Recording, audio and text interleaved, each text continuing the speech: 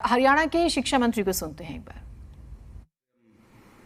उसका प्रयासरत थे तो पूरी होने जा रही है और एमडी यूनिवर्सिटी रोहतक में माननीय मुख्यमंत्री जी इसका शुभारंभ करेंगे और आज इसका एक पोस्टर लॉन्च करने के लिए आज का एक कार्यक्रम ने रखा है।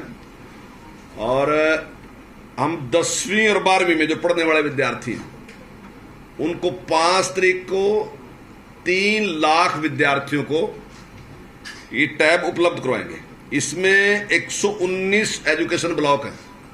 प्रत्येक एजुकेशन ब्लॉक में हम एक साथ ही उसका मैं डाटा भी आपको दे दूंगा किस किस में कितने कितने हम जिला अनुसार वो देने वाले हैं, तो वो उपलब्ध कराएंगे।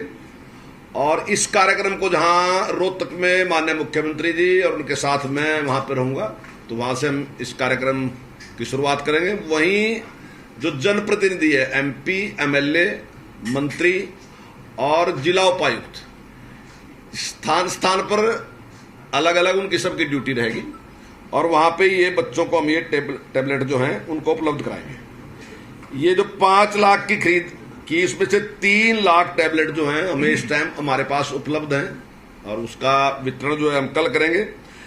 11वीं कक्षा के जो बच्चे हैं उनको हम बाद में करेंगे, क्योंकि 11वीं कक्षा में अभी तक बच्चे आए नहीं। 10वीं का रिजल्ट आने के बाद ही 11वीं में आएंगे और उसकी संख्या का भी पूरा अनुमान नहीं, जैसे जैसे वो संख्या आएगी तो उसके हिसाब से अगर और भी जरूरत पड़ेगी तो हम नई खरीद भी कर सकते हैं और खरीद करके उन बच्चों को उपलब्ध कराएंगे। पूरे देश में ये इस प्रकार की पहली पहल है।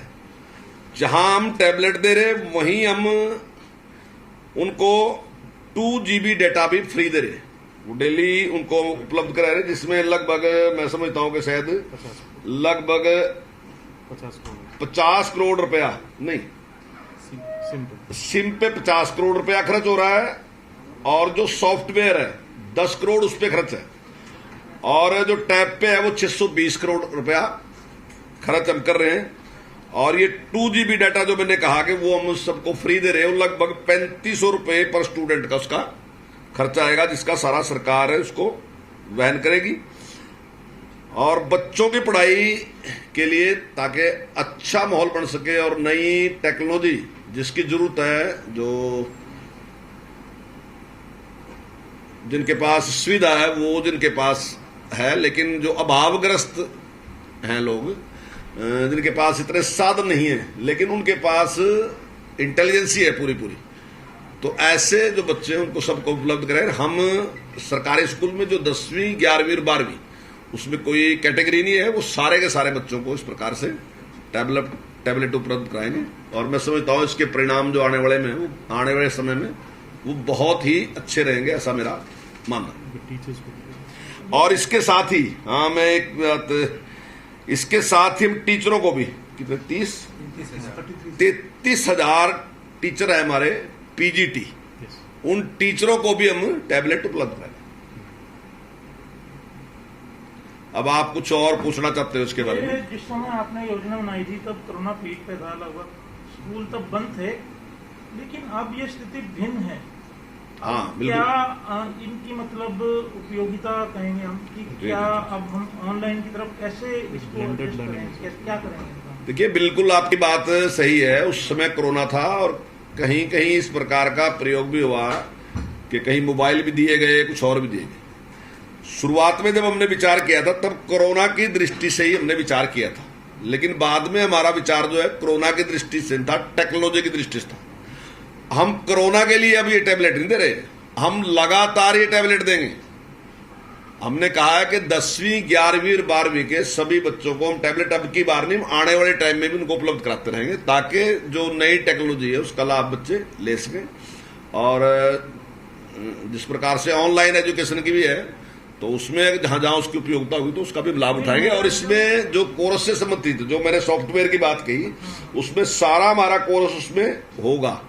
तो बच्चे जहां स्कूल में पढ़ के जाएंगे तो वो अगर रिवाइज के लिए वहां उसकी जरूरत है तो निश्चित तौर से उससे कर सकेंगे, तो उससे उनको बहुत लाभ मिलेगा।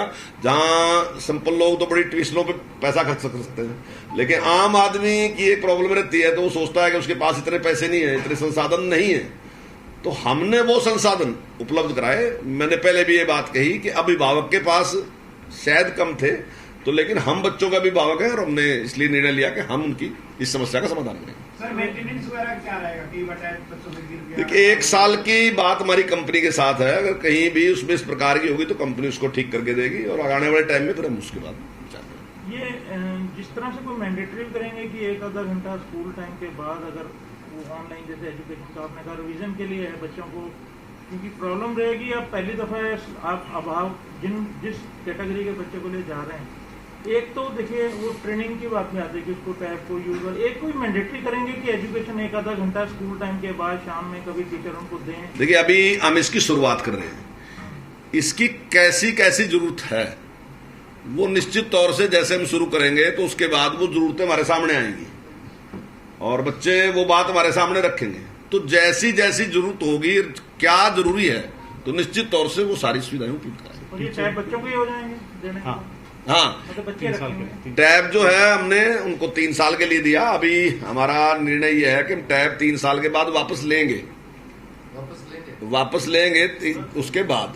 अभी निर्णय यही है। सर अगर टैब का विषय ना हो एक मिनट जी, हाँ, उसमें इस तरीके का सॉफ्टवेयर हमने डाल दिया कि वो केवल और केवल जो हमारा सिलेबस है, तो बच्चा केवल सिलेबस ही उस पर पढ़ सकेगा, बाकी और जो सारा का सारा है वो उस पर उसका ओपन नहीं होगा, वो इस्तेमाल नहीं कर सकेगा। तो वो जो टैब वापस लेंगे आप, जैसे 12वीं वाले के तो नए रहेंगे, 10वीं वाले के 3 साल की यूसेज हो जाएगी। यस। जब आप दोबारा उसको 10वीं के या 12वीं के बच्चे को देते हैं तो उसकी क्या, क्योंकि आजकल तो अपडेट भी बहुत जल्दी जल्दी हो रहा है, उसका वर्जन आ जाते हैं, उसकी क्या मतलब टेक्निकली कैसे उसको करेंगे? नहीं, देखिए एक निर्णय है कि टैब वापस लेंगे। अब उसकी जरूरत 12वीं तक है, तो 12वीं तक उपयोग करने के बाद मैं समझता हूँ उसकी जरूरत नहीं है, तो वो बाद में निर्णय लेंगे उसका क्या इस्तेमाल करेंगे क्या नहीं करेंगे। कई बार कुछ चीजों का इस्तेमाल हो भी सकता है, वो तो उसके बाद का निर्णय है, लेकिन अभी हमारा निर्णय ही है कि 3 साल मतलब उसके नहीं, +2 करने के बाद उससे वापस लेंगे। करेंगे या बच्चों को देते नए रहेंगे, हम वापिस तो लेकर रख लेंगे? हाँ नहीं, हर साल बच्चों को नए देंगे। हाँ, नए देंगे बच्चों को। जितना पुराना अगर जो टैब 3 साल उपयोग में लिया जाएगा तो मैं नहीं समझता कि उसके बाद उसका कोई उपयोग हो सकेगा, उसके बाद उसको इस्तेमाल कर सके। वो तो उसकी स्थिति देख के चलेगा, पता जो भी चलेगा वो देखिए परिस्थितियों के अनुसार निर्णय लेंगे जैसा होगा, लेकिन बच्चों को ऐसा देंगे जिसमें वो ठीक से अपनी शिक्षा ग्रहण कर सके। इसमें एक चीज मैं क्लैरिफाई कर दूं। हाँ, जो टैबलेट है उसका लाइफ 3 साल का गया है और इनको हम लाइब्रेरी मोड में जैसे हम किताबें बच्चों को अलॉट करते हैं उसी पैटर्न पे इनको अलॉट करेंगे। अब जैसे 12वीं क्लास के बच्चे को हम दे रहे हैं वो तो अभी 1 साल के बाद ही चला जाएगा, तो वो 2 साल बचा होगा, तो ये टैबलेट हमारे पास में लाइब्रेरी में वापस आ जाएगा और जिस भी क्लास के बच्चे को उसको दोबारा से हम उसको दे देंगे। पहली तो व्यवस्था ये है। दूसरी व्यवस्था ये है कि अगर इसमें मान लिया कि जो टैबलेट हमारे 12वीं क्लास के बच्चे का था, क्योंकि इसमें हम कंटेंट भी प्री लोडेड दे रहे हैं और वो अगर बाय चांस लाइब्रेरी के हिसाब से सपोज 10वीं को जाता तो कंटेंट हम चेंज कर देंगे। वो हमारे पास में मोबाइल डिवाइस मैनेजमेंट सिस्टम का सॉफ्टवेयर हमने ऑलरेडी हमारे पास में है, जिसमें बच्चे को केवल वही अधिकृत कंटेंट, अधिकृत वेबसाइट और केवल वही पाठ्यक्रम जो हमारा है उसी को ही एक्सेस करने की पावर है। और जो चेंज हम करना चाहेंगे वो हम मोबाइल डिवाइस मैनेजमेंट सिस्टम से हमारे सेंट्रलाइज सिस्टम से कर पाएंगे।